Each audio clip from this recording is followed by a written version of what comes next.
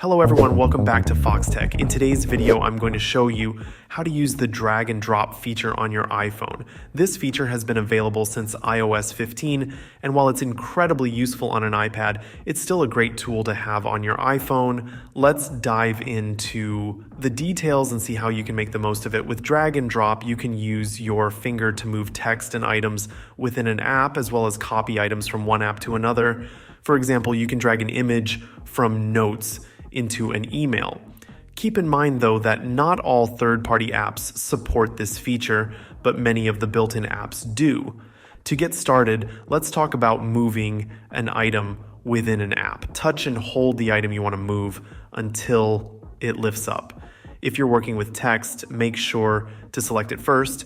Once the item lifts up, you can drag it to another location within the app.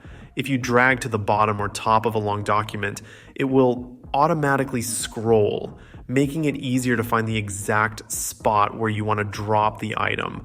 Drag and drop can also be used for copying and moving text from one app to another. For instance, you can select and hold text in Safari, then drag it over to Messages, Email, or Notes.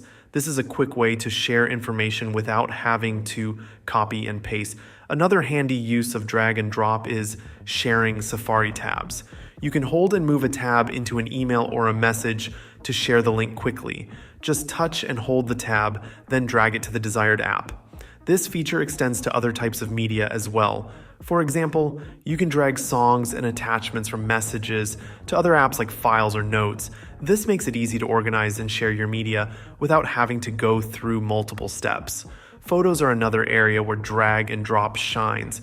You can select multiple images at once by holding down on one photo and then tapping others to add them to the selection. Once you have your selection, drag them to your desired app, such as email or Messages, to share them easily. So, have you used the drag and drop feature on your iPhone before? Do you find it useful? It's a great way to streamline your workflow and make multitasking on your iPhone more efficient.